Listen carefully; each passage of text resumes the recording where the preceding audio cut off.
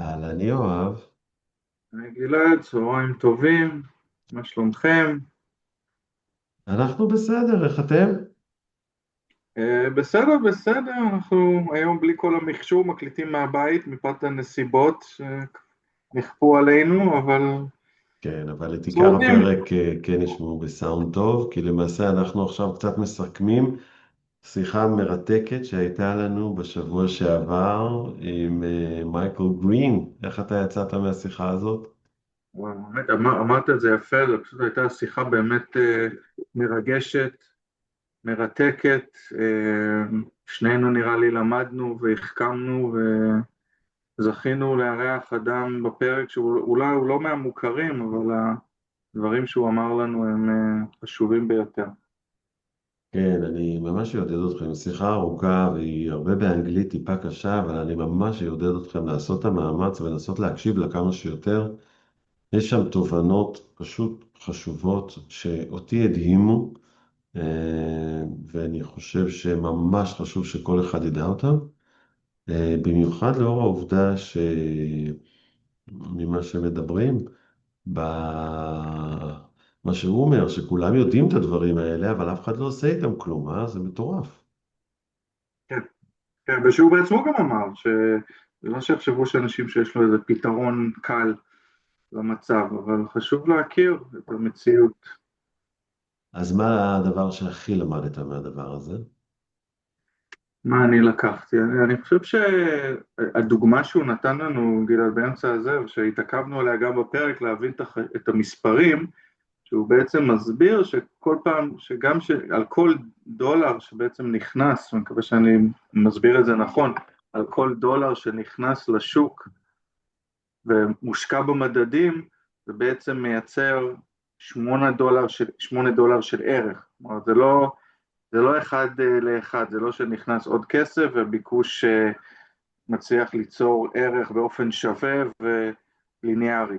בגלל שכל הזמן קונים במספר מצומצם של עסקאות, זה הרבה פעמים מקפיץ מניות הרבה מעבר לשווי הכלכלי שלהם, וזו נקודה שאף פעם לא הבנתי אותה בצורה לעומק. סיסטמטית שרק הולכת ומגבירה את עצמה. אז אני רוצה באמת לתת לכם קצת highlights למה שאתם הולכים לשמוע בשיחה המרתקת הזאת. קודם כל, הבן אדם הזה הוא לא פראייר. הוא לא סתם בן אדם, מעבר לעובדה שהוא אסטרטג של חברה שמנהלת איזה 7 מיליארד דולר, אבל יש לו גם טרק רקורד מעולה. הוא בין היתר היה בפאמילי אופיס של פיטר טיל, ועשה שם את אחת ההשקעות המפורסמות בעולם, שבעצם לקח נייר שנקרא XIV, שהוא בעצם הוויקס ההפוך, אנחנו מסבירים את זה בפרק, והתווכח עם מי שהנפיק את הנייר הזה, והסביר לו שהוא טועה בחישוב המתמטי שלו, שאיך הנייר יתנהג בזמני משבר, הימר על זה כסף גדול והרוויח בענק. כלומר, זה בן אדם משכיל עם ידע, ניסיון, שכבר הוכיח שהחישובים שלו הם נכונים ומבוססים. והוא גם אומר שהוא עושה את החישובים האלה שהוא עושה כבר 9 שנים, הלך לכל העולם, לשחקנים הכי גדולים בעולם, לקרן המטבע הבינלאומית, לבנק ל-International Settlements, וכולם, אף אחד לא ערער על המתמטיקה שלו, אף אחד לא מתווכח איתו על הדבר הזה, כלומר יש הסכמה שזה הזוי, ובעצם מה שהוא אומר, ומסביר בצורה טכנית ופשוטה איך זה קורה, את המתמטיקה ואת המכניקה של הפעולה, שבעצם העובדה שהשוק הפסיבי כל כך חזק, מייצר פשוט שווים מנופחים לבורסה, ואיך הוא אמר את זה בסוף בשיחה הזאת? Equities is, אוי, ברח לי הציטוט המדויק, שהוא אמר equities are פונזי סקים. equities is a פונזי סקים. אשכרה הוא אמר את זה. כלומר, ובאמת כל כך זה בלתי נתפס למוח האנושי, שממש חשוב להקשיב לדברים האלה ולהבין אותם, כי אני יצאתי מהשיחה הזאת, מבין שזה פשוט 2008 והדוט קום על סטרואידים, שיכול לקחת לו עוד הרבה מאוד זמן עד שזה יתנפח, אבל זאת בועה כל כך מסוכנת, שחייבים להבין אותה לעומק, וכשאני מחבר את זה עם הפרק הקודם על הדפסת הכסף, זה בכלל רד פלג ענק. כן, כן, לחלוטין. שוב, אנחנו לא משקיעי מקרו, אנחנו לא מתזמנים את השווקים פה, אנחנו רק וגם הוא אמר בעצמו, זה מצב שיכול להימשך עוד הרבה שנים בלי שזה ייגמר, אבל כמו שציינת והוא ציין על התעודה של XIV, שאני זוכר היטב, את הטראומה שזה יצר גם פה בישראל, אנשים חשבו שזה כסף קל, ושזה רק עולה ואז ביום אחד זה יתרסק. גם פה הוא אומר, לא צריך, הוא גם דיבר הרבה על התקופה של שנת 2000, השווה קצת את התקופה, ממש בסוף יגיעו המוכרים, בניגוד לקנייה ומכירה סדירה, בגלל הבועה שנוצרה במדדים, האירוע המכירות יכול להיות, שזה יתפוצץ, זה יכול להיות מאוד אלים, וצריך להיות מוכנים לתרחיש כזה מתי, לא להתרגל לזה שכל פעם שהמדדים יודעים 10-20%, כמו שקראנו בשנים האחרונות, שמיד הם צריכים לחזור למעלה.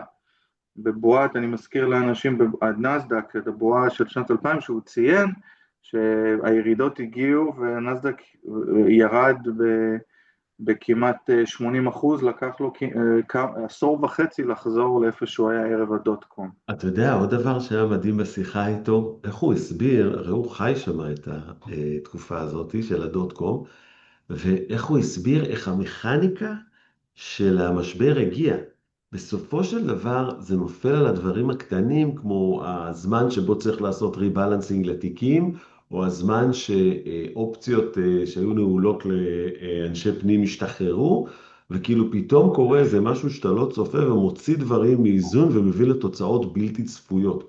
אותו דבר קרה עם ה-XIV שהוא עשה שם את האימור הזה, ובאמת זה מה שהרבה מהאנשים שחושבים מפספסים, את הדברים הקטנים שמוציאים את הדברים משיווי משקל, וממש מדהים איך הוא הסביר בדיוק איך הבועה של הדוט קום התנפחה ואיך היא התפוצצה,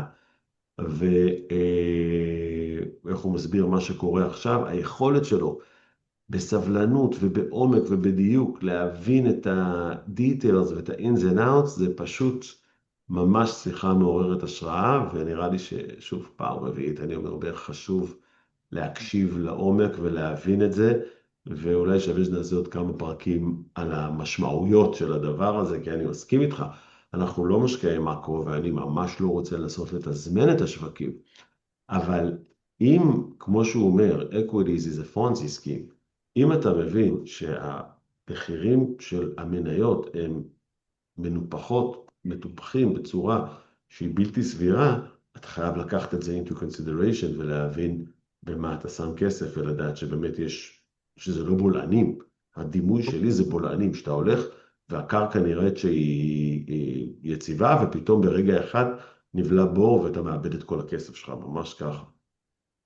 בדיוק, אם אפשר לסכן את מה שהוא אומר, זה לא שהיסטורית הוא אומר שוק המניות הוא פונזי, הוא פשוט אומר שמאז שהתחילו עם המדדים, ובעיקר בשנים האחרונות שה-S&P, לא רק בישראל, גם בארצות הברית ובעולם, הפך למכשיר השקעה, שהוא הנקודת מוצא והסוף לכל הפנסיות שלנו. הוא אומר, הפכו את שוק המניות למקום שאמור להזרים כסף לאיפה שהוא דרוש במחירים הוגנים, ואיפה שמקבלים פיצוי עבור סיכון, הוא פשוט הפך למכשיר השקעה לפנסיות שלנו.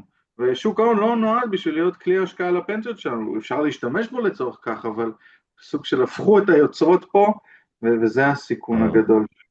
וזה שהוא מסביר גם שוב, אתה יודע, כל הזמן דיברנו על זה שכמה כסף מנוהל באפיק הפאסיבי לעומת האקטיבי, 50%, 60%, אבל הוא אמר שמאוד נקודה שהפילה אותי, הוא אמר, תראה, זה פחות משנה כמה נמצא היום, משנה הכסף שנכנס לעומת הכסף שיוצא. כמעט כל הכסף החדש הולך לפאסיבי, וכל הכסף שיוצא הולך מהאקטיבי. כלומר, כסף אקטיבי עם הערכות שווי נמכר, וכסף אקטיבי קונה. והעניין הזה שהכסף אקטיבי יקנה בכל מחיר. אם יש היצע X והביקוש הוא Y, אז המחיר יעלה. ואין אף אחד שיגיד, רגע, המחיר הזה גבוה מדי בשבילי, בשביל לאזן את זה. וכל הכסף החדש קונה בכל מחיר, פשוט מעוות את השווקים לחלוטין, וזה ממש פרק שחייבים להעמיק בו. יאללה, אז בואו ניתן להם לשמוע אותו. Yes.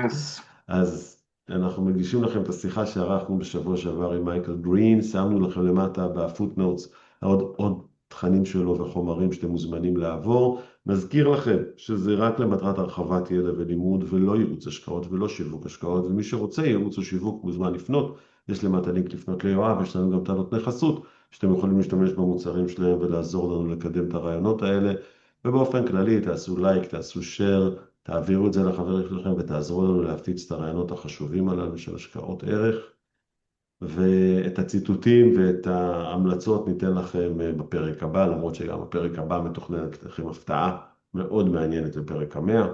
אז חבר'ה, תודה שאתם פה ותאזינו ותהנו ממייקל גרין. ביי.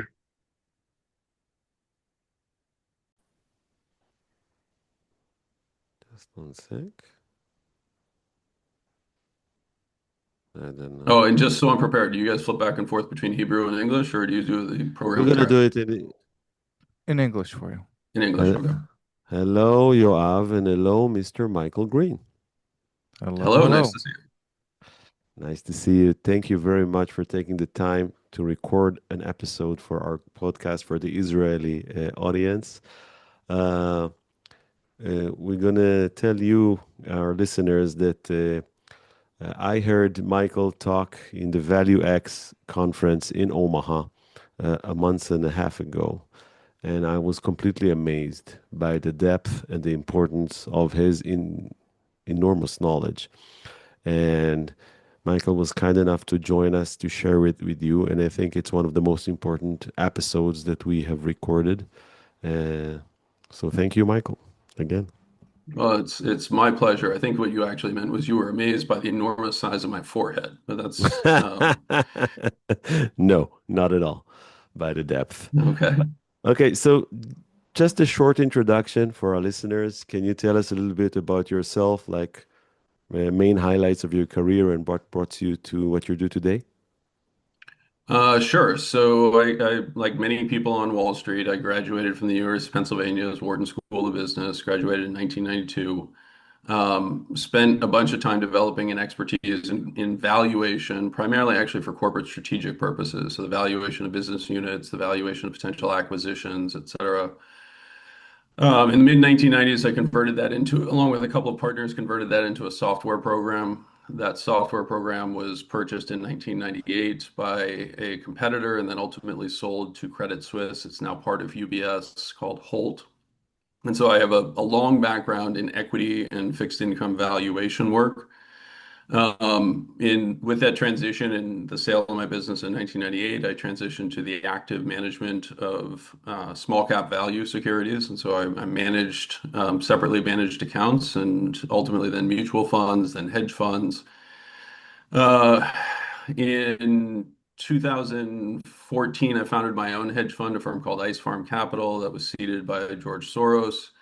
And then in 2016, I'm sorry, I shut that down and began managing Peter Thiel's private capital. Managed that from 2016 until late 2019, December 2019. 2020, we launched Simplify Asset Management, which is a ETF firm that was created to take advantage of a regulatory change that allowed the inclusion of derivative strategies, which is what I've been known for, into ETFs.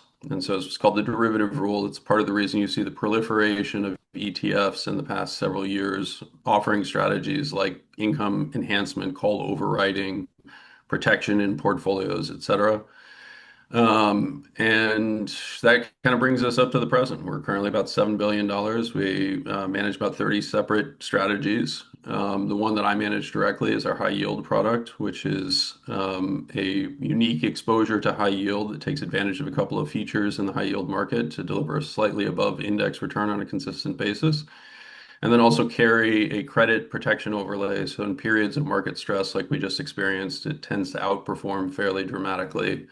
And fortunately, that's been borne out in the past couple of months. So, we're very pleased with the progress that we've had, and I've been fortunate to have a career on Wall Street like I have had. Yes, I think every highlight of it, we can go and dive into a few episodes, but we want to focus on specific topic this episode. But I want to go back to 2018 and talk about a very famous trade that you had. About the inverse VIX, right? The XIV.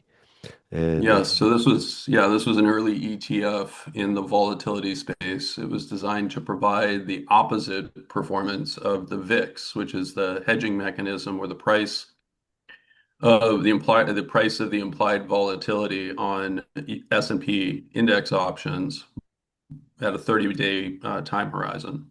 The XIV was introduced actually as a complement to a product called VXX, which was designed to be like the VIX. It was the first retail tradable product that provided protection in portfolios by mimicking exposure to that increase in implied volatility. The XIV became the much more popular product once people realized that being short volatility was a far more attractive return profile versus being long volatility. But sometime around 2016, this is actually part of me joining Peter Thiel, I recognized that there were unique features of these types of products that were creating opportunity. In May of 2017, I gave a speech at the Equity Derivatives Conference in Las Vegas, in which I highlighted the vulnerability of this product to a one-day shock in the S&P 500, given where it was trading and the pricing of the derivatives around it. And I predicted that the product, which was, then trading, I think at $100 a share or something like that, would go to zero and a one-day decline in the S&P of about 4%. The reason it became famous was somebody recorded that presentation, and in that audience, unknown to me, was the founder of the product XIV. He and I got into I think the polite term is discussion around the risks in the product. He believed that it would survive the crash of 1987. I highlighted that he had not fully disclosed the exposures that were created by him being the dominant trading vehicle in this market, that basically conditions had been created that they would overwhelm the liquidity in the underlying product in the event that they needed to hedge that type of move. He disagreed with me. I ended up being right. And when the trade played out, we had about $250 million short against the XIV. We ended up making a lot of money. And some people released that recording into the public. So it actually became common knowledge. Let's unpack. Let's unpack because let me just tell you, let me just tell Michael that a lot of people in Israel too, that vehicle became very popular here. People thought that was like a sure way to make money. And when it imploded, I think even one of the investment firms here was liable for a lot of money because people were buying it with options here and they got sued. So it was a huge story here as well. Gilad, I don't know if you remember it as well. I don't, but I want to unpack the basic concept of it because it's going to be very relevant to our talk. So the founder of the vehicle didn't understand the hazards and the risks that are within the product that he designed, and you understood it. I want to ask you, how did you understand it? How did you saw it? What makes you understand what nobody else, including the designer of the product, didn't see? Well, I mean, that's a very tough question, right? I don't know what uniquely made me see it. I do know the math that I went through to arrive at the conclusion. And so there's two separate components. But doesn't the issuer of the note has the same math to examine it?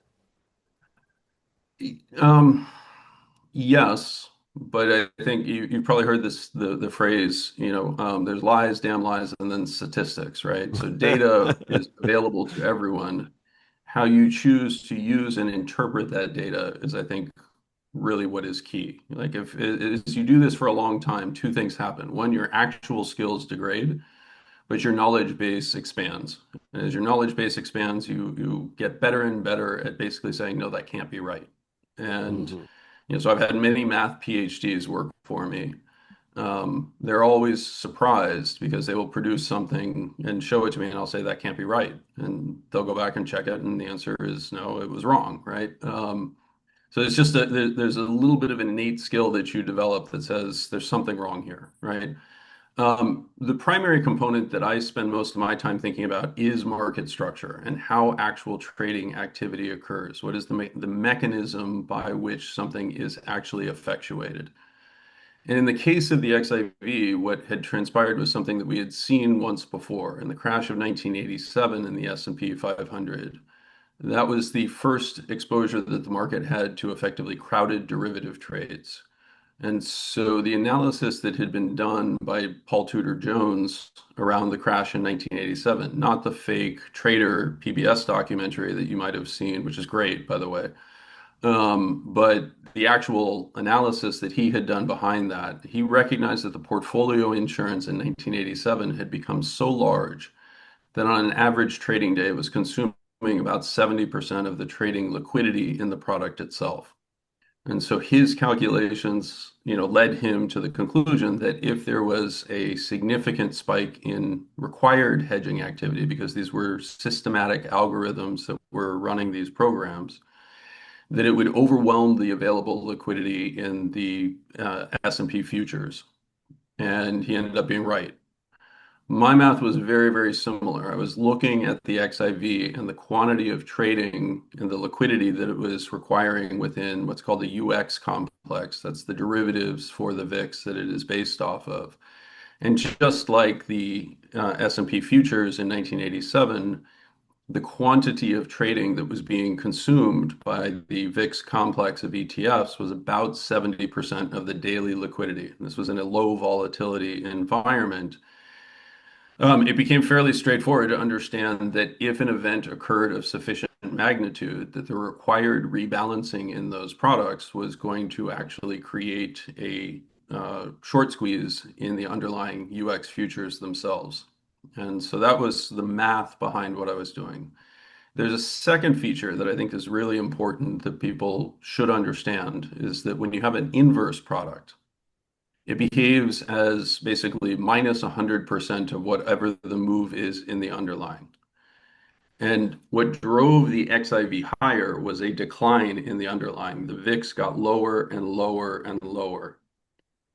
Now, in order to get a shock of sufficient magnitude to take XIV to zero, right, all that would be required is 100% increase in the UX future. It actually required even less than that because of the documents, the governing legal documents of the XIV. It was what was called an ETN, not an actual ETF. It was a note form from Credit Suisse. They had a force majeure clause where if the product fell 85% in a single day, they would suspend the product. And therefore, you had an even lower hurdle. You didn't need to get to 100% increase. You only needed to get to an 85% increase. In the very low vol environment of 2016, 2017, 2018, we very frequently saw the VIX trade in the level of about 9, right? That meant that it only needed to jump 9 points in order to create an event, right? The UX futures traded a little bit higher. They were around 12, 13. But again, all that was required was an 85% one-day jump for the product to go to zero. This was totally misunderstood on Wall Street, right? So there's a second order effect, which is options were actually available on XIV, or more accurately, long-dated options were available on an identical product, SVXY, and both of these were competing for the same liquidity.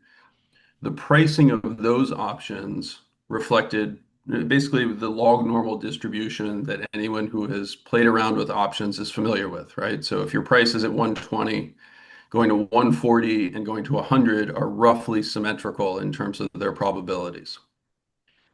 In this environment in which you're running an inverse product and the underlying is getting lower and lower, and that product itself is tied to a level of pricing of options in the underlying product itself, the irony was that the higher the price got, the higher the probability that it could go to zero on a single day event.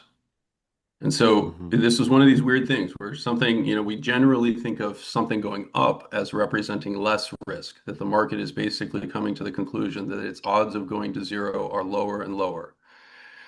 My analysis simply said, no, that's actually the inverse, right? To joke on the product itself, you were creating what was called a bimodal distribution. Basically, if things remained calm, then the probability was roughly as described, right?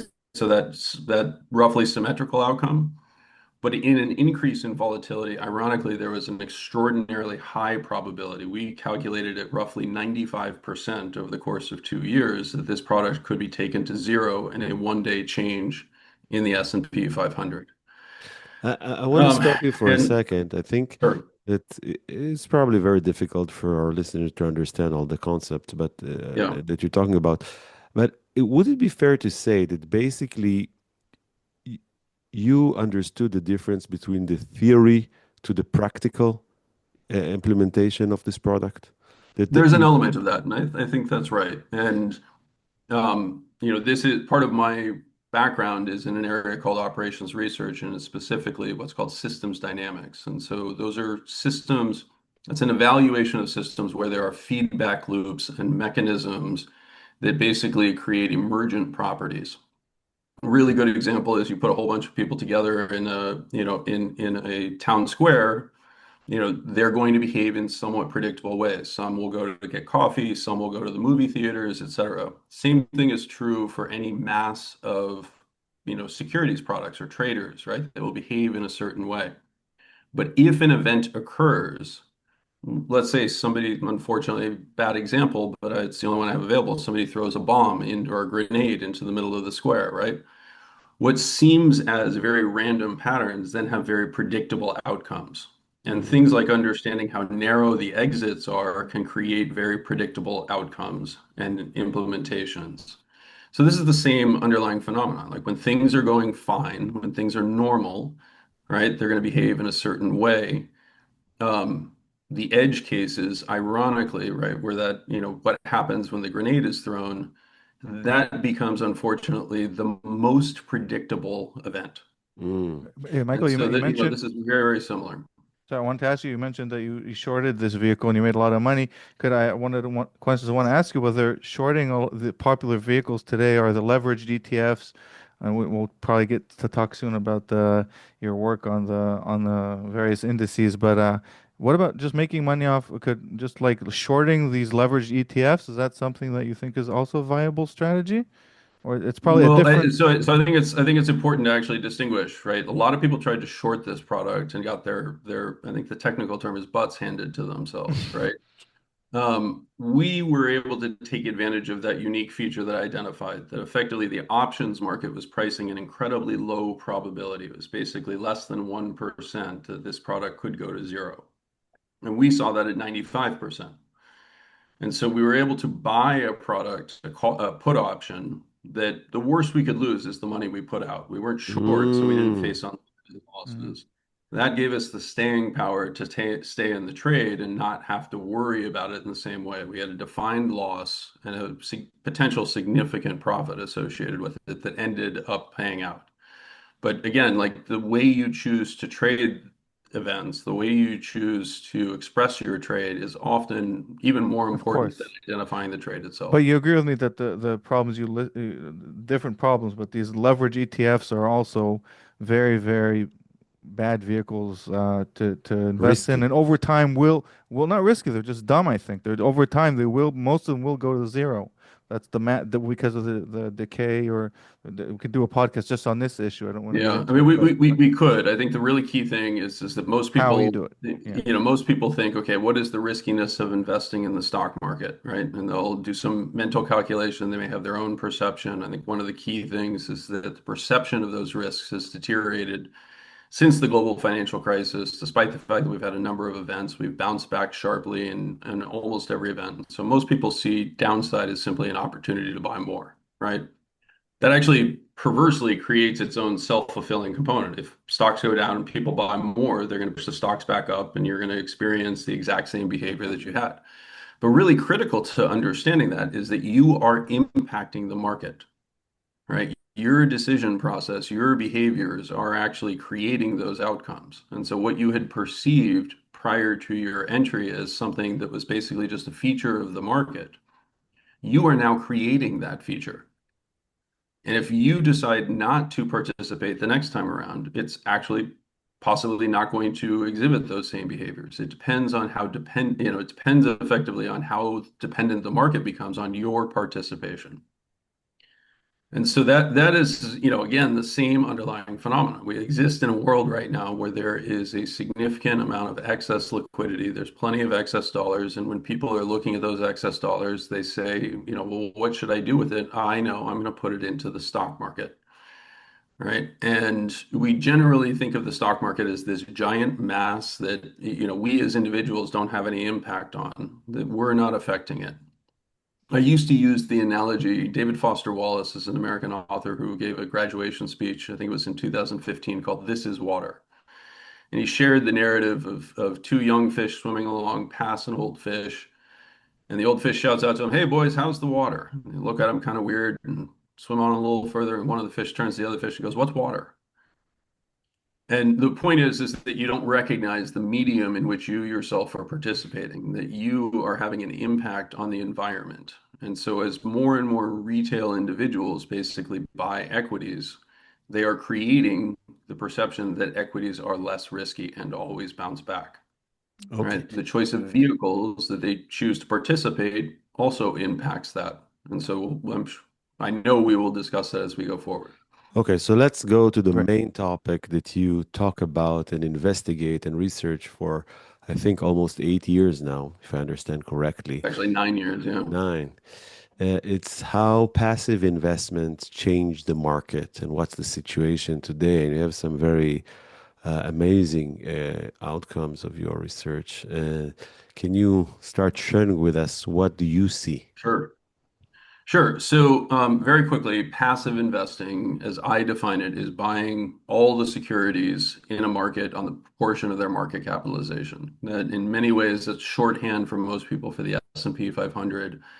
But the more formal definition would be something like a total market index, which would include small caps, et cetera. Basically, try to capture all of the shares. We have these for the United States. We have them for the total world. We have them for Israel, for example. ETFs that invest in Israel typically are investing on a cap-weighted basis with exposure to the largest stocks on the Tel Aviv Stock Index. When people choose to use those vehicles, they're effectively outsourcing the securities research analysis to presumably other people, right? And the idea is very straightforward. Other people have arrived at, using, doing hard work and securities analysis, have arrived at the appropriate And valuation. the wisdom for of these the masses, the wisdom of, the wisdom of the masses. That's exactly right. And let's make a point of returning to that analogy, right? But the wisdom of the crowd or the wisdom of the masses is the idea behind an efficient market. It's effectively that everybody gets a little vote, and very similar to the idea of, a jelly bean jar at a county fair. Any one individual is going to guess, and their guess will be wrong. But if you aggregate all the guesses together, they end up being very close to correct. And the distribution of those guesses looks something like that normal distribution that I described. Somebody will be a smart aleck and say there's only one jelly bean when there's clearly more than that. And somebody will be a moron and say there's 10 million jelly beans. And so you'll have extreme outliers, but the vast majority of people are going to congregate around something that resembles a reasonable outcome, right? Passive investing presumes that work has been done. And then you, as the individual choosing to invest passively, are not actually influencing the outcome. It's predicated on the idea that markets are highly elastic, that they can basically absorb significant changes in supply and demand with relatively small changes in price. And just to put this in context, the efficient market hypothesis is scaled to the idea of nearly perfect elasticity. If I put $1 into the stock market, the presumption is that somebody on the other side is selling to me, and therefore the impact is quite small, about a penny increase in the total market cap for $1 in. What we now know, because our tools and techniques and mathematical approaches to solving these questions, is that markets are actually highly inelastic. That $1 into the stock market creates about $8 worth of market capitalization. And so the manner in the process of investing effectively is far more disruptive to the status quo or to that stable pond that existed prior to your entry than most people had understood. I want to emphasize this point that you just said and make sure I understand it correctly. So basically what you're saying, that every dollar that is being put into the markets creates 8 times it value in what it puts in, Yes. although nothing happens, although no innovation, no new production, nothing was created, but value or capitalization was created. Yes, correct. That's exactly right. And so, and then again, it depends on the vehicle that you choose to express. So if you choose to express that by giving it to a traditional active manager, for example, that active manager has the capacity to simply say, thank you for the cash. I'm going to hold on to the cash because I think valuations are too high. Right? That's an attempt to add value to the process. It recognizes that there's optionality associated with cash. Cash provides me with the option to buy something without selling something. It also provides me with the option to return it in the form of, if somebody wants to redeem from my fund, I can give them that cash instead of having to sell shares. Passive investing, which is, and this is important, we'll come back to it, but passive investing by definition is not passive. The actual definition of passive investing is somebody who always holds, right? They never transact. That means, ironically, they can't get into the market and they can't get out of the market. And so the really important insight that kind of sent me on this path was a paper that was written in 2016 by a partner at a firm called AQR. It's run by Cliff Asness. Yeah, we made an episode this about individual. Yeah, so Cliff and I fight all the time, but we fight as friends rather than as enemies. But his partner Lasse Peterson wrote a paper called "Sharpening the Arithmetic of Active Management," and this refers back to a paper that is very important in the theory and the formative literature on passive investing by Bill Sharp in 1991, called "The Arithmetic of Active Management." Anytime you've heard the expression that passive investing is simply the same as active investing in aggregate, right? That all passive managers buy what all active managers are holding, and therefore their performance should be the same, with the only difference being fees, relies on this work of Bill Sharp. Now, Bill Sharp's paper is the one that asserts this definition of passive investing. A passive investor always holds, they never transact. And an active investor is anyone who is not passive. Now, in this paper, Bill attempts to address this issue of, well, how do you get in or get out? And he presumes in footnote number 4 in that paper that a passive investor trades during the liminal hours in which markets are not open, right? And so they never impact the market. It's magic. Yeah, no, that's literally. This is the same guy with the Sharp ratio, right? This is the same guy as the Sharp ratio. That's exactly right. So once you become truly established, you can say anything. Just to be serious, how can you trade with the market or close? You can't. That's the whole point. So basically, he actually put in a footnote in one of the most influencing that something that can't happen? Yes. But this is part of theoretical finance, right? You have to start with certain assumptions. Also, the theory, efficient market theory, assumes all these fancy things that can never exist. No taxes, no nothing. No transaction costs, et cetera, et cetera, et cetera. To be fair, those models have been extended, but the really key issue with the efficient market hypothesis is this presumption that markets are highly elastic. In other words, very little impact from any one investor. If it turns out that it's misspecified about 800 to 1, right, that actually becomes obviously a critical point in saying, okay, this is clearly wrong. Can you explain how, without going into all the complicated math, how can $1 become $8? What do you mean by that? It's a difficult concept for me to understand. Sure. So let's imagine we have 100 shares of Yoav Inc., right? Mm-hmm. And I want to buy a share from you, Gilad, right? And so shares are currently at $10. I come to you and I say, hey, I want to buy one of those shares. You're like, yeah, I don't want to sell. I'm like, I'll tell you what, I'll pay you $1. I'll pay you 11 for it. Okay. So now I'm buying at 11. You're selling to me at 11, right? What happens to the market capitalization of Yoav Inc.? There's 100 shares. 110. We've each gone up $1. 110. Right. So now, well, yeah, it actually is 11 times 100, right? So 1,100. It was 1,000 before. So Yeah. now a increase in price of $1, right, has translated to a $100 increase in market capitalization. All the shares were affected by the transaction of one share, the pricing that we see. So that's the simple math behind it, right? And the basic concept that thought that $1 creates $0.1 was basing on the fact that there are always people willing to sell. Always people willing to sell. So That's exactly basically what correct. makes the change is the absence of enough float to absorb all the money that goes into passive. Yes. And so that's actually the really, really critical point, right? Which is passive as we talk about it today. And this was Lasse Peterson's insight was that when indexes rebalance, those passive investors have to trade, and therefore they cease being passive investors, become active investors. My contribution to it was to say, hey, wait a second, passive funds receive inflows every single day, right? They have to trade those inflows. Therefore, they're never passive.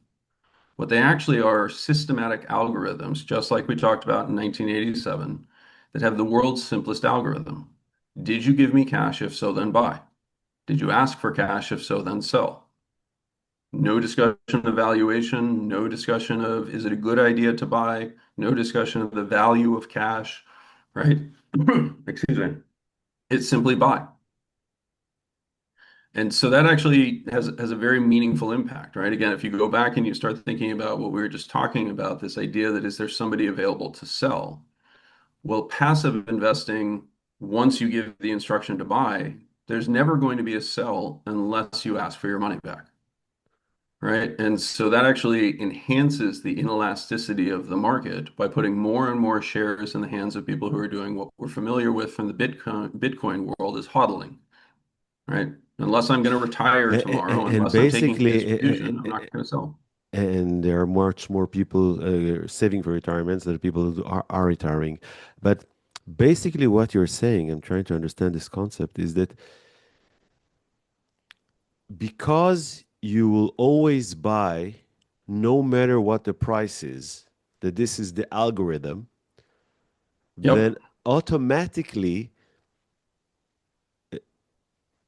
capitalization, the value of companies grow in a way that is simply irrelevant to the inner value or the inner ability of the business. That's absolutely correct. And as a So, larger and larger fraction uh, of transactions take that form, so the market is basically, forced further and further. if I would to speak in plain language, it's a bubble. Yeah, I mean, yes, I think it is a bubble. I think it's a significant bubble. I think it's probably among the most significant bubbles we've ever seen. And in many ways, actually, I think that many of the bubbles that we have experienced up to this point are the underlying same phenomenon. We were having a conversation before about the global financial crisis. The global financial crisis had very similar behavior, except there it was tied around credit instruments, right? People wanted to save, they wanted to earn a premium on relatively low interest rates. They saw US mortgages and the historical performances associated with them. They would just constantly buy. They'd say, this is a great buy, right? It's rated AAA by the ratings agencies. Um, if you're constantly buying something, you're going to push the price higher and higher and higher. And eventually you get to the point that you're not adequately being compensated for the risks that you're taking. And in credit, that can manifest itself in what's called an endogenous event. Effectively, one person decides not to pay back their mortgage. That creates a cascade of events across the entire universe, right? People who had been counting on cash don't get it. And as a result, the prices start to fall. And that is really the story of the global financial crisis. And in order for us to understand the magnitude of this bubble, can you give us some numbers about the amounts of money that are being managed in the passive philosophy, so Yeah, to so let's understand actually the let me show you magnitude?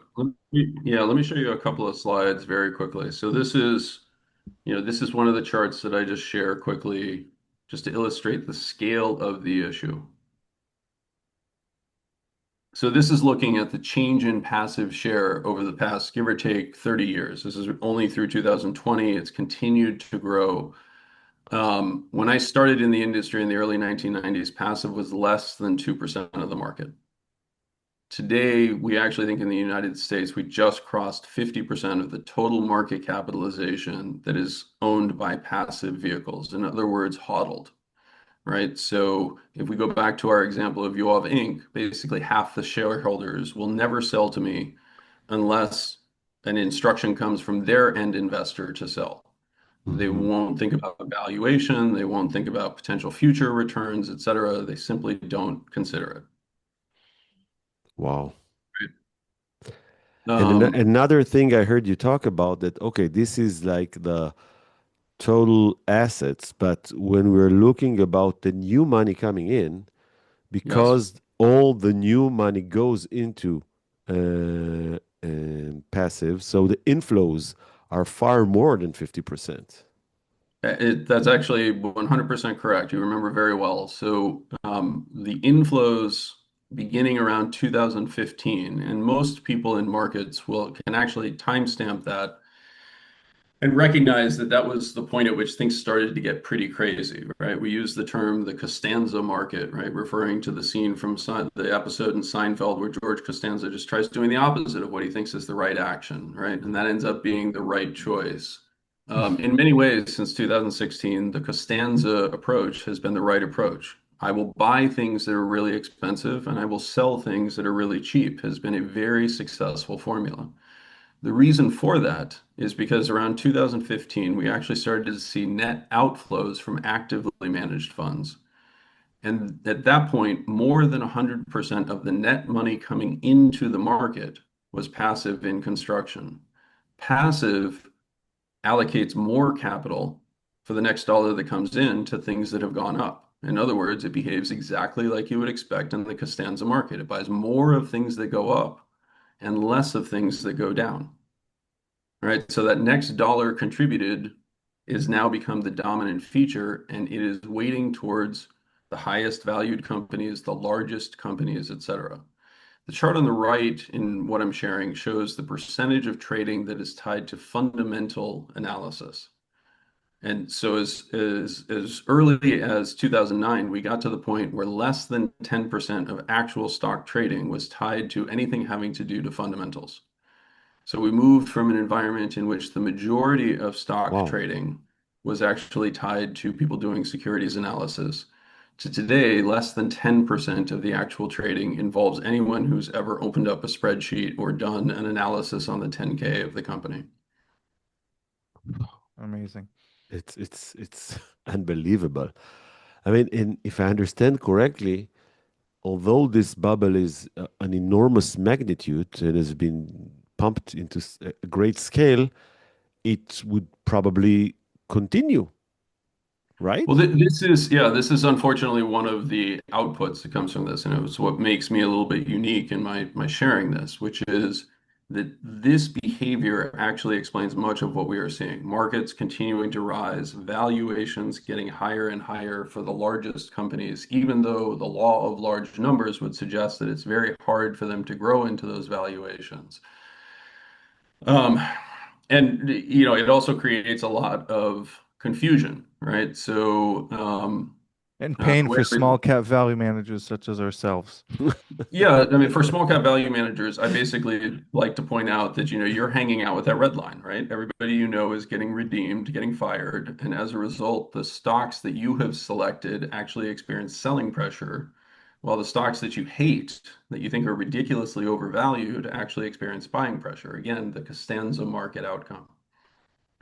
So right? so as Gilad suggested, how does this end, or will it ever end? What is your take on that? Well, unfortunately, It's like damned if you do and damned if you don't. I mean, and this is unfortunately the exact same analysis that existed behind the XIV. Eventually, you get to the point where either because of demographic pressures or because of a change in regulations or something else, you create conditions under which passive begins net selling. And at that point, there is basically nobody underneath, right?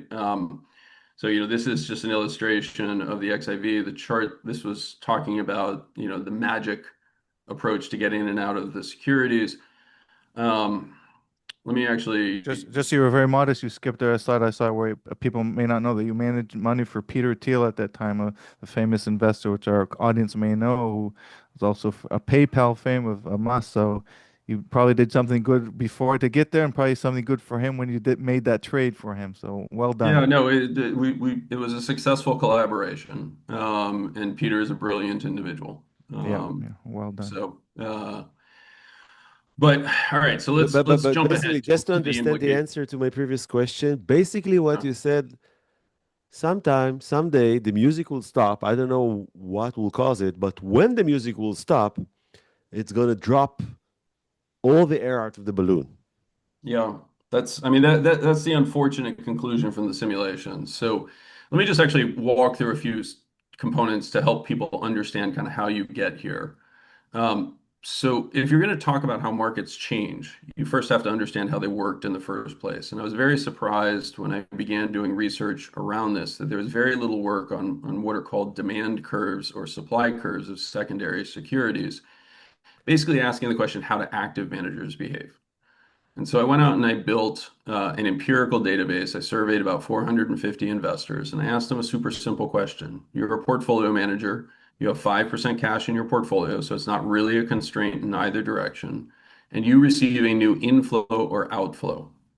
What is the likelihood that you will deploy those funds or sell securities to meet a redemption given some type of valuation? And so I asked, the question, as valuations go from 1x earnings to 100x earnings, what is your marginal propensity to buy, which is this pale blue line, right? Unsurprisingly, as valuations get higher and higher, active managers become less willing to buy, right? As valuations get lower and lower, they become more willing to buy. On the flip side of the equation is the propensity to sell. As valuations get higher and higher, their propensity to sell rises. As valuations get lower and lower, their propensity to sell falls. That shouldn't be a surprise at all. All right. What was surprising coming out of this research was the intersection. And again, remember, I'm only surveying 450 investors. So it's not like I went out and surveyed every investor on the planet or anything.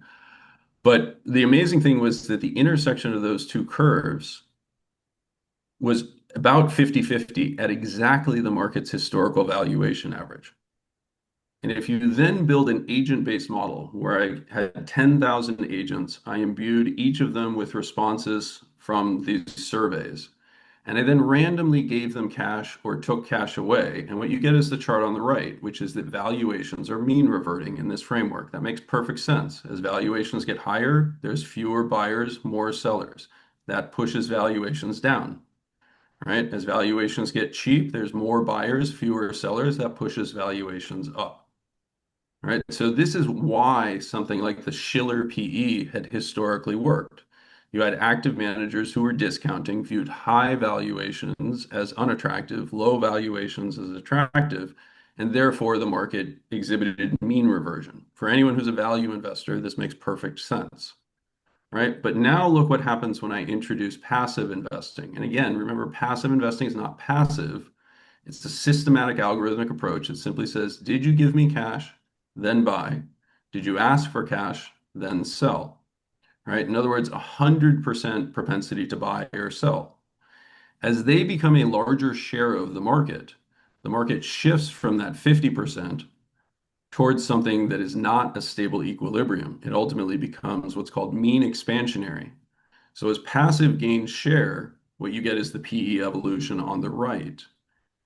Right? You can see the traditional mean reversion, and then you see the active to passive share gain causes valuations to rise to seemingly implausible levels we've never seen in the past. In other words, exactly what we have seen is simply a byproduct of the growth of passive investing. I didn't understand the chart on the left. Can you explain it a bit? Because sure. we saw the 16 PE in the previous one, but yep, which would be the intersection of the two blue lines, yeah, the dark blue and the pale blue, right? Yeah. Then as passive takes share, so this is looking at a 50% passive share, the responses to that, right? The wisdom of the crowds, their behavior has changed, because now half of the participants have 100% propensity to buy or sell. So what's the Right? new PE? The new PE actually becomes unstable. That's actually exactly the point. So the chart on the right actually shows how this develops as passive gains share. As money flows to people who simply say, well, you gave me money, therefore I'm going to buy. No consideration of valuation, no ability to build cash in their portfolios. Basically saying, I think it's an unattractive to buy. Thank you for the cash. I'm going to hold on to it. Instead, they're forced to buy. And that pushes valuations higher and higher and higher, right? So we move from what's called a mean reversion, which is what value investing relies on, to mean expansion, which is effectively a momentum type trade, right? Wow. And so the markets have become more and more momentum oriented over time. The valuations have increased exactly in line with what I'm showing here, right? If you actually, So the what do next you slide think actually people shows should this. do? So what do you Yeah, think people so should the do? unfortunate answer is there's nothing any one individual can do. If you want to keep up with the crowd, you're going to have to play the passive Yeah. game. And Maybe become a perversely, that causes it momentum. to get even Sorry, worse. Michael. Maybe You becoming play, a momentum investor. Momentum you become investing a is, momentum investor. yeah. Right. And if you're doing that intentionally because you want to be a momentum investor, because you think momentum actually is a factor that should be rewarded, that's one thing. Right. But the vast majority of people are currently investing in passive vehicles because they're perceived as safe and diversify. Right? They're not trying to be a momentum investor. They're not trying to knock the cover off the ball. They're simply trying to keep up with the Joneses. And unfortunately, again, you're in Israel, you understand, like anytime a society effectively decides they're just going to do what everybody else says, right? Bad outcomes occur. Yeah, definitely. Wow. Right. So But the unlike chart on the other, right is illustrating just like how crazy things have gotten. Now, one of the other interesting things that comes out of my research is the dot-com cycle itself was actually what I call passive 1.0. Okay, This yeah, gets a please little explain bit, this. yeah, so this gets a little bit technical, but prior to 2003, indices were market cap weighted, right? That meant that you were buying in proportion to the total market capitalization of the company.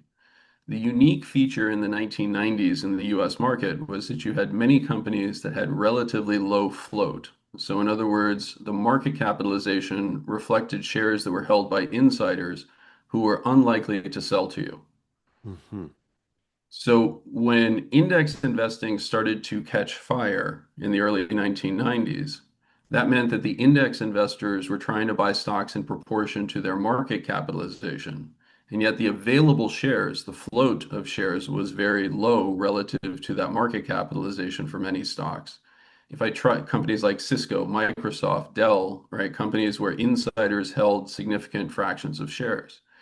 If I try to buy twice as much of something as is actually available, I'm going to cause those prices to rise much more. And that was really what caused the dot-com cycle.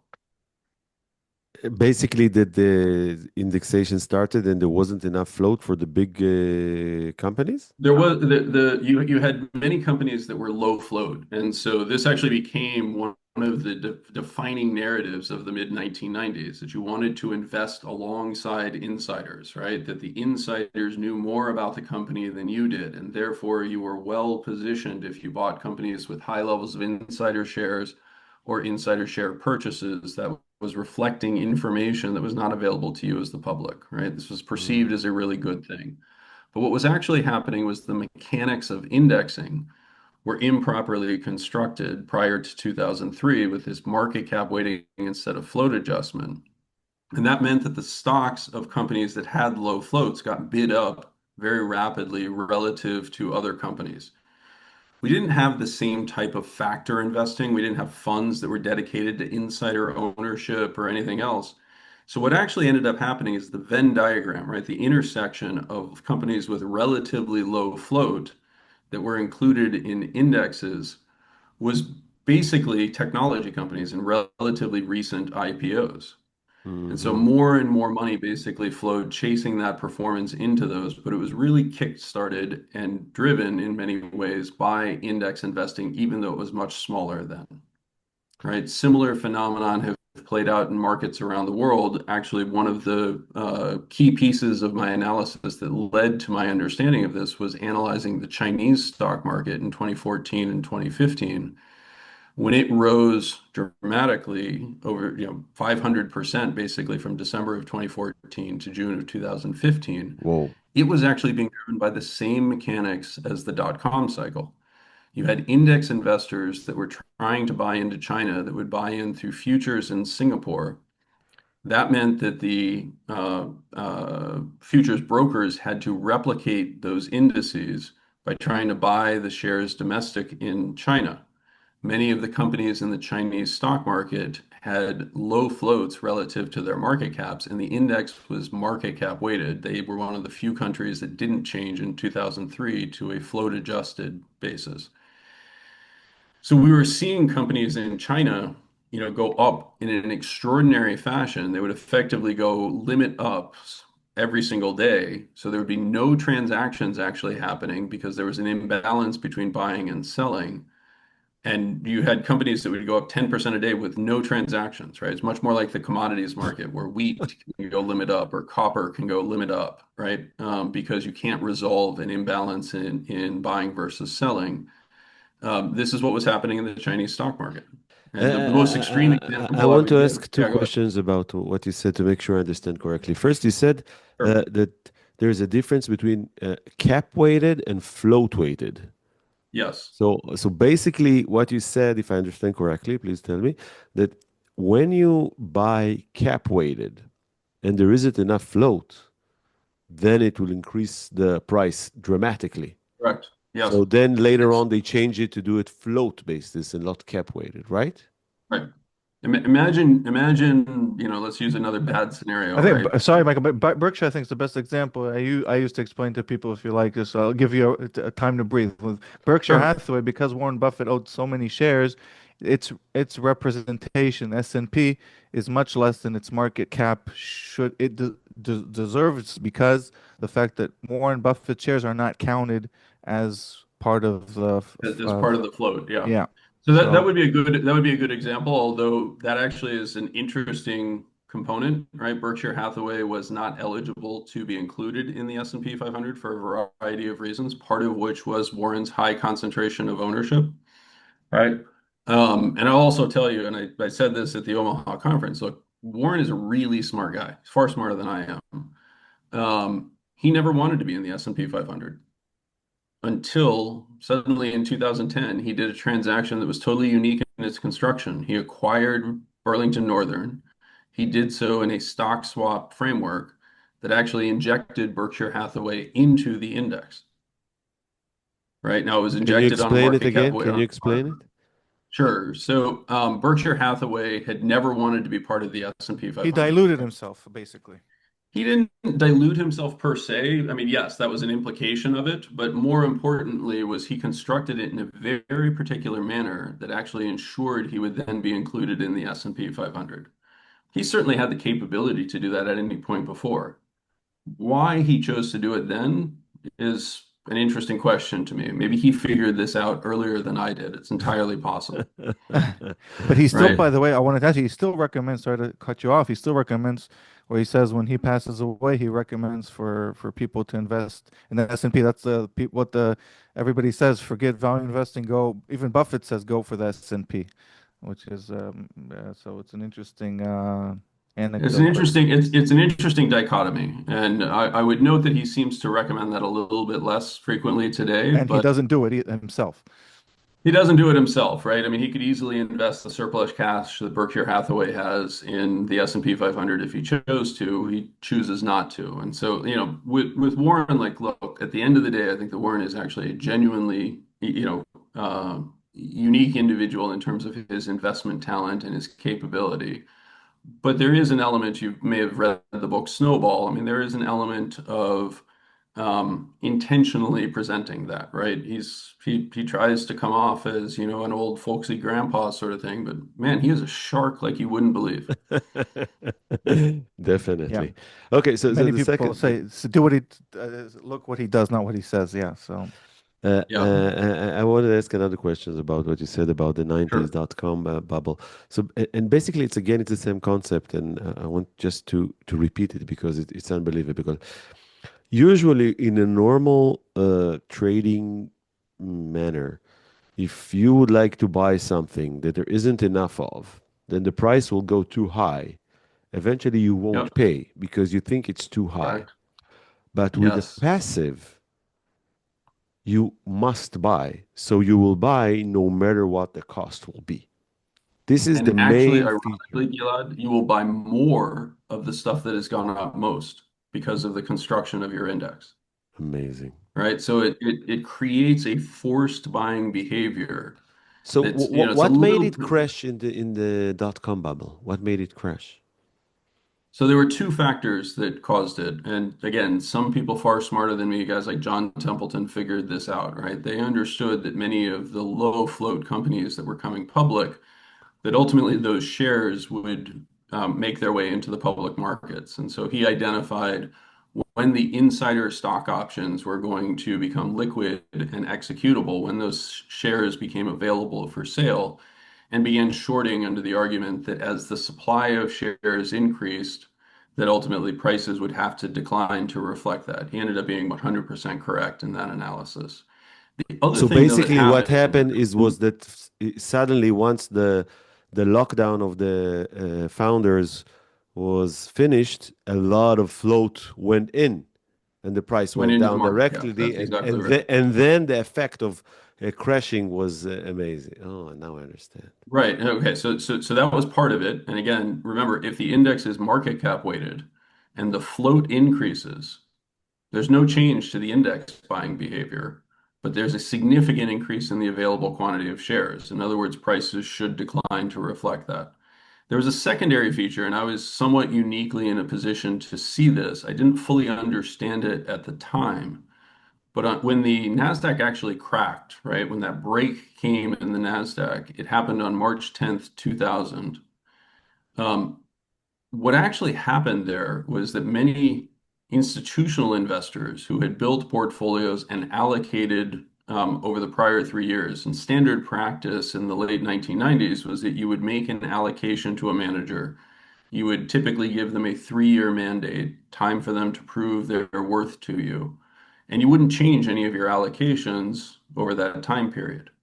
Well, the dramatic outperformance of technology stocks over the period from roughly 1997 until 2000 had created a situation in which many institutional portfolios had become fantastically overweight those assets relative to what their target weights were.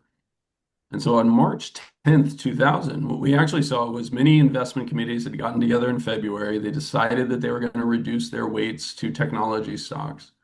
And when they went to actually execute those trades, they discovered that the next bid, right, the next buyer was much, much lower in price. That's what caused the crash. But the really interesting thing that happened was what was happening to my small cap value portfolios, right? So that was an area that had experienced neglect. On that same day, they went up dramatically. So the NASDAQ fell about 7% that day. I'm sitting at my desk watching my portfolio go up 6.5%. Wow. No economic news, no earnings reports, nothing in particular was happening to my companies. It was simply that institutional investors who had been over allocated to technology started trying to reduce that allocation. We just did an episode on another Wharton graduate, Richard Pzina, I think the name is pronounced, who had a Zena, really, yep. yeah, so had a horrible year, and he made up had a huge year in 2000 because of what you're saying exactly. Yeah, Wow, and really again, funny. like, you know, the why things happen really matters, right? Most people kind of stop at that. They're like, you know, oh, look, I had a fantastic year in 2000, and the leading technology stocks were down a lot. That makes sense because of valuation, right? Well, valuation was also the same in 1999. It was the same in 1998, right? There wasn't this, Something. you know, crazy come to Jesus moment where people suddenly said, okay, let's get rational.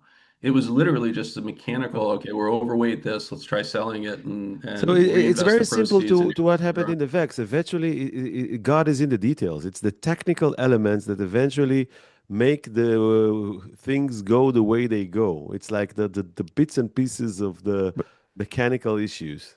But maybe this time it sounds like, sorry, Michael, again to answer, but it sounds like this time you don't have a why this may stop, and maybe Einhorn's solution where it may not stop, and so rather than building on valuations going back to normal, just buying stocks that are buying back stock, or wait, the catalyst has to be something that the companies are doing and not waiting for the S&P valuation to come down. Do you agree with his analysis, or you think there will be a why that will make this stop at some time? So David and I are good friends. We had breakfast about 3 weeks ago, right actually, before I went out to Omaha. And I will tell you that David is incredibly frustrated because even the cheap stocks with the endogenous liquidity that he's describing, right, companies that are returning cash to him are now more richly valued than he even thinks they can generate a return. And so he's increasingly trapped, right? Now, David is incredibly smart, right? And just an incredibly smart guy. And so he will figure out solutions to that. I would argue that one of the ways to solve this problem, or one of the things you can do to recognize this, is pursue exactly his approach, right? Look for endogenous liquidity. But the most obvious area of endogenous liquidity is actually in the fixed income markets, which are distorted, but not as distorted in this framework, Yeah, even I as heard you passive investing. talk. Right? I heard you talk that also the passive approach in the fixed income also created a lot of troubles, right? And it will continue to. I actually think that much of what's going on in the US bond market right now, or in global bond markets, where people are very concerned that, higher yields are inevitable if the Fed cuts interest rates, that we're going to see a surge in long-term rates because it'll tell you that their fight against inflation was false. There is actually what I would describe as negative evidence for that argument. Again, There are please, vehicles please explain the argument again so we can understand. So if you look at what's happening to interest rates around the world, right, most Western countries are experiencing rising long-term bond yields. And those bond yields are shifting higher. Most people would argue that's because of fears of inflation, right? That bonds are a terrible investment in periods of inflation, that governments have suddenly become terribly irresponsible, and that they're ultimately not going to be worth the paper they're printed on. There's just no evidence for that. So we actually have vehicles that are traded in markets that are called inflation swaps that tell you what the market is actually forecasting for forward inflation. And they actually tell you that that's not at all what's going on, right? The inflation expectations have actually retreated to the point that we're back to 2% expected inflation as far as the eye can see. What is happening is the construction of those bond indices is built the same way as passive equity indices. They're built on the basis of market capitalization. And so that same momentum feature, that we were talking about plays a role. If you go through a cycle of significant interest rate cuts and the expectation that interest rates will be lower in the future, the bonds that respond most to that rise the most in price, are long-dated, low-coupon bonds. It's what's called duration sensitivity. And so if interest rates fall from 5% to 1%, a one-year bond has almost no change in price. But a 30-year bond will rise dramatically in price, right? Now I put $1 into a bond fund. It buys more of the 30-year bond than it buys of the one-year bond. Right? In other words, it reinforces that momentum. It pushes the 30-year bond even higher in price. Why does it buy more? Why does it buy more from the 30 years? Because the price has risen, right? Because the price has risen. Right. So the market capitalization of that bond is now higher. So right? Now I don't really understand the concept of market capitalization in bond. So you're talking about the price of the bond. It's not market capitalization, right? Well, it's both, right? So let's pretend there's only two bonds in the indices, a one-year bond and a 30-year bond, right? They both have $1,000 notional in the market. So the initial at issue, so they're issued at par, right? They're both issued at 100, right? So the initial weighting is 50-50, one-year bond, 30-year bond, right? Now the Fed cuts interest rates. The 30-year bond goes up in price, and the one-year bond doesn't change very much, right? Because of that duration sensitivity. Not essential. So it's okay. It's not. Yeah, I understand. So it's not really the cap value. It's not the total worth of the company. It's the size of the debt of the total debt market, right? It's the market value of the debt that is being Of the debt, not of incorporated the company. into Okay. out of the Yes. company, correct. Okay. Exactly. Indices Now I understand. debt instruments So, are so constructed even basically, basically, worse than sorry, Yoav. equities. So basically, the passive approach in debt is to buy the companies that have more debt, that the debt is worth more. Yes, it's even worse than equities. Yes, that's how it works. It is worse than equities, but perversely. So let's just run through this exact scenario here. Let's play this out, right? So the Fed cuts interest rates. The 30-year bond now becomes a larger portion of the index, right? What happens when the Fed raises interest rates? The 30-year bond falls in price. So instead of going to 150, it goes to 50. Now it has less weight in the index. So the next dollar into the index actually buys more of the 1-year paper than of the 30-year paper. It's total That stupidity. contributes to the perception. It's It's total like stupidity. total stupidity. So that's, by the way, that's where we are right now, right? So in 2019, 2020, when interest rates were really, really low, you had things like the Austrian century bond, right? So Austria issued a 100-year zero coupon bond that as interest rates around the world went negative, that bond went to 225, right? So at that point, the index is buying 2.25 times the weight of that it was when it was issued. Currently, that bond is trading at 4. Wow. In other words, 4. no money is going to buy that bond, Unbelievable. right? So like what we Wow. have is a crazy situation where people are convinced that like what's happening around the world is that the long end of the curve has been lost control of, that inflation is running amok, that central bankers aren't in control. And the reality is it's just the way we buy bonds now. It's It's just the unbelievable. mechanical properties of index construction. I used to think, that to understand that how people think, you need to look at the phenomenon of smoking cigarettes. I mean, why people smoke cigarettes? I mean, it's the most stupid thing to do. It costs you a lot of money. It's bad for your health. It has bad smell. It doesn't give you any upside. And yet so many people are doing it. And I said, see how the mechanism of people, how people make decisions is so stupid. And I think this one is competing with smoking cigarettes. Well, I think it's also important to recognize, right, that's not a terrible analogy, right? Cigarettes are a nicotine transmission mechanism. Nicotine is an addictive drug. So once you start smoking, it becomes very hard to stop, right? What was the initial objective of the advertising behind cigarettes? To show that it was a sign that you were a sophisticated and sexy individual, right? That you were a rebel to the system, that you weren't bound by the traditional constraints, right? And so people tried it and they got addicted to it and they kept smoking even though it was bad for them, right? What changed over the past 50 years? We basically changed from, wanting to go out to smoke a cigarette because it was cool to looking at people that smoke cigarettes and saying, wow, those are weak individuals, right? Why would they do something that's so bad for their health? Why would they be so unhealthy, etc.? And we just shifted the perception of it. Passive investing went through the same process. This is why I call my presentation the greatest story ever sold, right? Initially, when passive investing emerged, people said, why would you want to do that? Why would you want to settle for average, right? And then it became, no, this is the safe choice. This is the appropriate choice. This is how you should save for retirement. And so people stopped questioning it. And by the way, profits are addictive, right? Making money and investing is addictive. It's very hard to stop. It's very hard to stop and say, do I have what I need versus what my neighbor wants, right? And as a result, like, what we first did out of prudence is now being largely done out of greed. Wow. Interesting.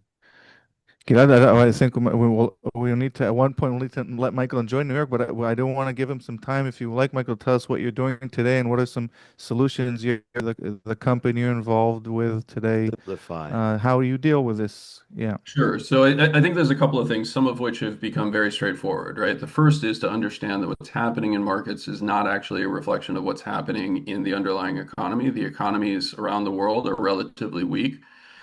The behavior of stock markets around the world reflect the growing predominance of investing in equities in passive form, causing these valuations to rise through retirement systems that increasingly are adopting passive investing. And so you mentioned it's very popular in Israel. It's very popular in the United States, more than 50% of the assets in the United States, and well more than 100% of the marginal flow at this point is all passive in its construction. Australia has gone so far as to basically ban investment managers who underperform indices from participating in their retirement plans, right? So what has happened? Everything has shifted to index investing because people don't want to get banned, right? That's a bad thing. Excommunication is typically viewed negatively.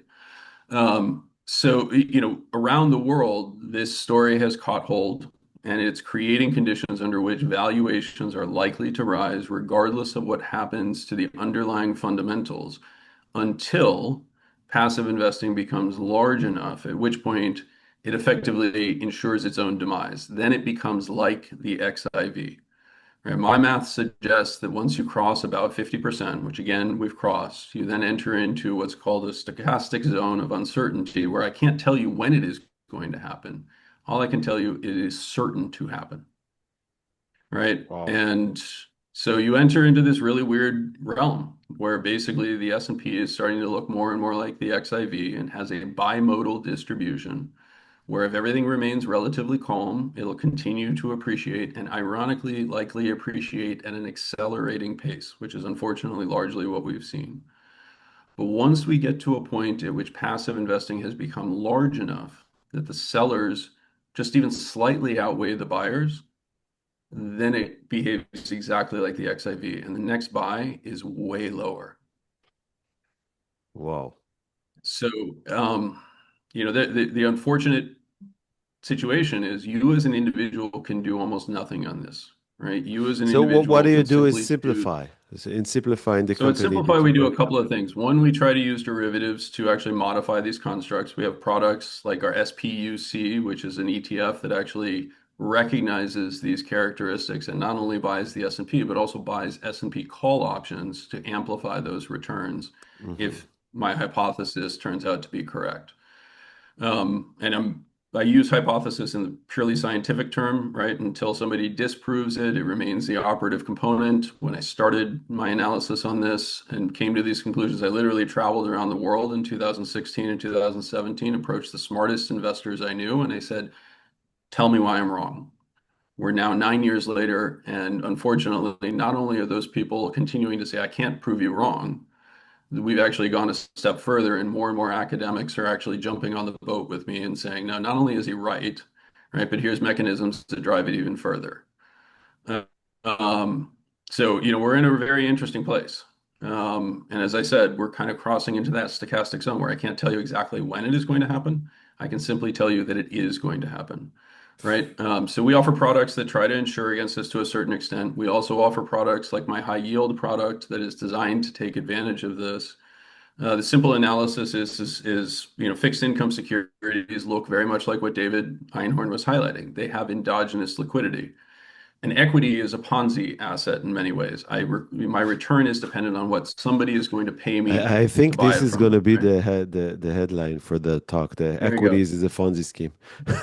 Well, I want to be very, very clear. Like the equity markets and stock markets are actually really important utilities. They are designed to price the marginal cost of capital for corporations to facilitate capital accumulation.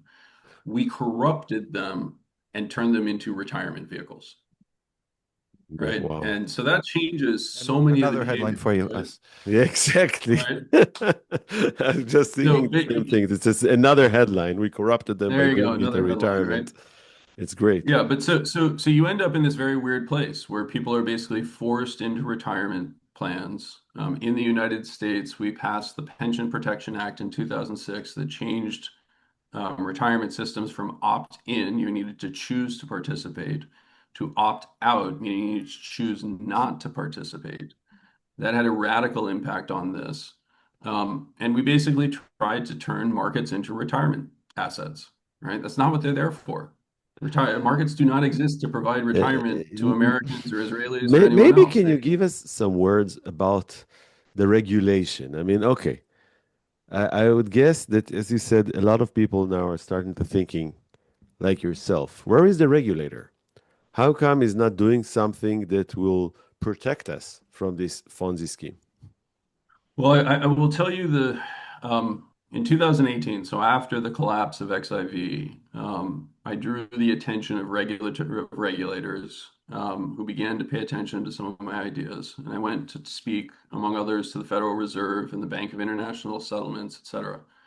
Bank of International Settlements was among the most interesting ones. Can you explain our listeners a little bit, or what is this Bank of International Settlements? I don't think a lot of people know what it is. Bank of International Settlements is basically it's basically the international bank regulator, right? It's the entity that has been set up to say, here are common risks that exist across our financial system. Worldwide, yes? Worldwide. Right. So any bank that touches US dollars in some way, shape, or form has a requirement of reporting to the BIS. Right. Mm-hmm. So they are one of the central regulators. Their regulatory authority is quite limited, but they are the ones that they're not part of any state, right? They're any country. They're their own independent authority, or something like, I don't know, the UN. I think that's correct, which will then make this second part of the story even more frightening, right? So I presented my work to them, and I said the same thing that I've been saying to people for 9 years. Please prove me why I'm wrong. And their response was, "No, we think you're right." I said, "Oh my God, this is amazing, right? Like, this is great. How can I help? What can we do?" And their response was, "There's nothing we can do." And I said, "What do you mean? There's nothing you can do? You're the BIS. Like, you guys could put out a note that says, these are risks. You can highlight this to other regulators in national capacity that actually can do something." And they said, "No, you don't understand. The regulatory apparatus is dominated by BlackRock and Vanguard. And so if we actually come out and say something negative about this, and it doesn't happen immediately, all that will occur is we get fired." And okay, that's the worst this thing. is something that we need to explain.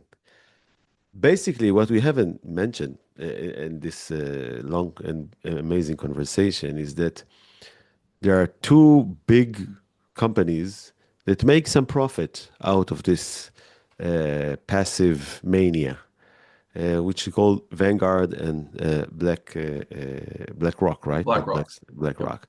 There's a little bit big, right? Can you tell us a little bit about them? Well, they are at a scale that most people could never have imagined, right? So again, if you launch yourself back to when Bill Sharp is writing, or when much of the theoretical work in the U.S. stock market was built, there was no such thing as concentrated ownership in securities. The largest market share would be a player that was maybe 1%. Today, Vanguard and BlackRock alone combine to about 20% of the U.S. stock market. Each or together? In terms of both of them together. Together. So both each of them one together. I think Michael even mentioned in one of your talks that the U.S. could be argued that in the 70s, when you guys came out of the bear market, it was the beginning of Vanguard, and it's been going on ever since, more or less. The music hasn't stopped with. Yeah, it didn't actually start with Vanguard. It actually started with Wells Fargo, which began it in the institutional space, which is one of the reasons why passive investing is so misunderstood, right? We have transparency in terms of what's owned in mutual funds and ETFs, but we don't know much of what's happening in the institutional space. And so again, like, one of my contributions to this was highlighting the research that suggests that the institutional world is even more passive than the retail world. Wow. Right? But let's go back to BlackRock and Vanguard. So they are 20% of the market they control. It's inconceivable. I mean, how much is it in dollar amount? Oh, I mean, that would put them somewhere in the neighborhood of $25 trillion. Which is pretty much close to the United States GDP, right? I mean, these two companies control assets roughly equivalent to the U.S. GDP at this point. So right? I would guess they're a little bit powerful. Really Yeah, no, they're incredibly powerful, which makes my situation, I'll be very transparent, like a little precarious, right? Because I'm sitting here, trying to shove needles under the fingernails of, Attila the Hun. Yeah. This is not an enviable position to be in, and I often forget that I'm not necessarily always the underdog trying to explain this. You guys are a new audience, as you highlighted. Many people have not heard this, but within the industry and within financial theory, financial academics, like this is increasingly accepted. Like we know this. The question is, can we do anything about it?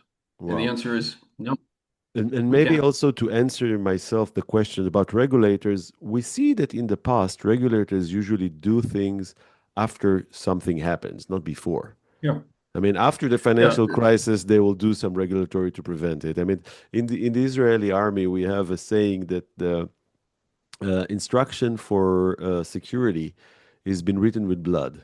It means that you only give new instructions to be secure only if someone died and something happened. If nothing happens, then there is no precaution. Yeah. So basically, Yeah, and regulators would say, why do we need to make it complicated if it's working? If it's broken, why fix it? um, yeah, I think like that is a very reasonable approach, right? But the simple reality is that means somebody has to die.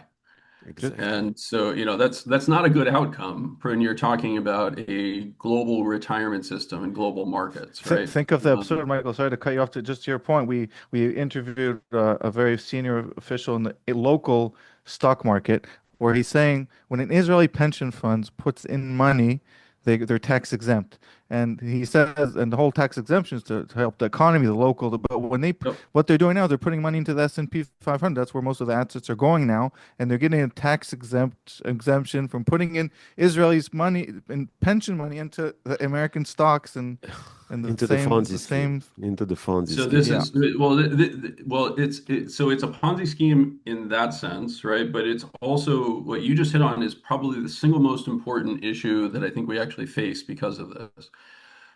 What has happened around the world is that global regulators and global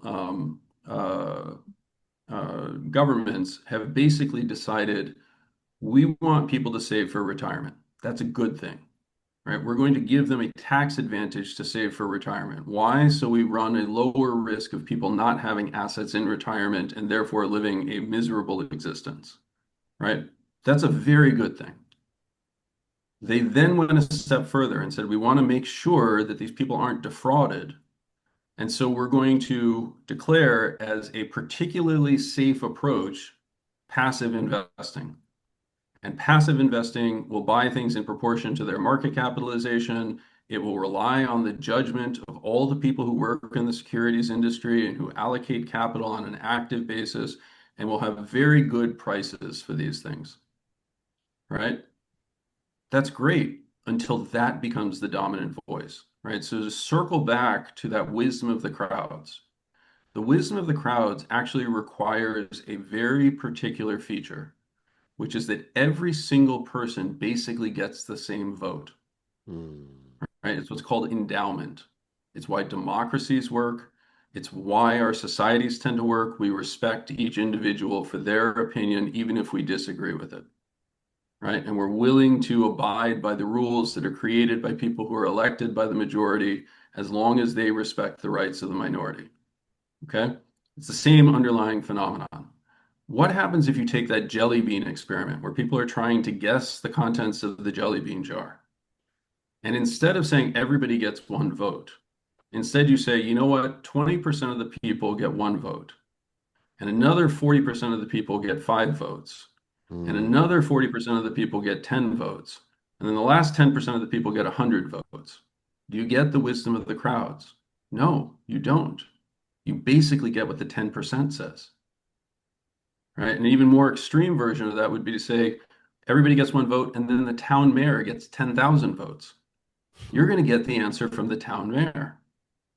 Right? And so when Vanguard and BlackRock become this large, when passive investing becomes this large, instead of actually getting the wisdom of the crowds, what you're getting is the wisdom of the elected mayor. And that's not the same thing. Yeah. Michael, I think it's a good spot to end our conversation because it really, really sums everything. And we really, really, really appreciate all your work and the time you took out to address it with us and answer all our nagging questions. Well, But I appreciate it as well. Anything to get the message out and help people be aware of it. And again, what I encourage people to recognize is that you're being presented with a really unique opportunity around the fixed income markets. That same phenomenon that I was highlighting before means if you are investing passively in bond indices, you're now ignoring all those long dated bonds that are trading at low prices. mm, Right? Those have endogenous liquidity. I was having a conversation with a good friend of mine the other day who's pointing out that in the UK, linkers, right? So inflation protected bonds are now priced to double your money in real terms over the next 30 years. wow. Right? That is actually an incredible return. It's the exact opposite of what they were priced So for there is 5 years. things to do with money Oh, I to. think there is, but it requires you as an individual to say, I'm actually willing to deviate from the crowd. I'm willing to buy what people are terrified of today. And I want to be very, very clear. Like I could be totally wrong, right? If I'm wrong that inflation is going to come roaring back, then bonds are actually a bad investment, right? And in many ways, there's a built-in component to this because if the retirement systems start to fail, how are politicians going to handle it? They're going to throw money at the problem. Right. So like there is some component to that, but there are vehicles out there like tips, like linkers. I don't know if Israel has the equivalent, right? But Oh, these Yeah, we Israel inflation do. invented Yeah. there you go. Israel invented Inf- the bond index bonds because we had a big inflation problem in the 1980s. We have like oh, 400% inflation. So one of the results was that every bank or big company and the government has a bond that is attached to the consumer index. Okay, so what I would encourage your listeners to do, I don't know the particulars of those securities, but what I would encourage you to do is go look at what the real return associated with those is. And then compare it. So Vanguard, interestingly enough, just put out a piece in which they were highlighting the expected forward returns to US equities and global assets, right? So they did a global asset framework. And one of the great things about this is it has absolutely no impact on the way they allocate capital. Right? So they go through this exercise and it's basically mental masturbation, right? But they actually have a pretty good approach and they're very thoughtful about it. What they will tell you is they expect zero return from US equities over the next decade. Meanwhile, inflation-protected bonds are expected to yield 5%, and nobody will change their allocations. It's like someone saying, "Okay, I found out that this food is poisonous, and I want to sell it to you." Yes, But that's but at least exactly they're right. putting out the work. It's to their they're Uh, not make it's not This it, food it contains high Right. toxins. This, Please buy it, and it's right. cheap, and it's cheap, and it's Yes, we cheap. will You sell it can to you buy it for cheaply. cheap. Right. It's Michael, poisonous, but look at the quantity you get for the price. exactly. Yeah, so I mean that is kind of the biggest takeaway. I agree with David Einhorn that you should be seeking things that have endogenous liquidity, and the asset that has the most endogenous liquidity is actually bonds. And Amazing. everybody wants to ignore them because of many of the phenomenon that we're talking about. Some people, 2.6% real is not an attractive return. I guarantee you for most 75-year-olds, 2.6% real return is a really attractive return, right? You don't need more than that for most people. But nobody wants to do it right now for the very simple By the reason way, the stock in market is so Israel, low. now you can buy a bond of like, the electricity company or like big insurance companies or banks with some like for a duration of I think around 5 years, and it's going to be 2-3% real or above CPI, which Yep. is Yep. it's a very nice place to be in. Yeah, Okay, I agree, but nobody else wants to hear it. So glad I have a receptive audience. But and I that's would just great. encourage people, if you want to learn more about this, you can Google my name.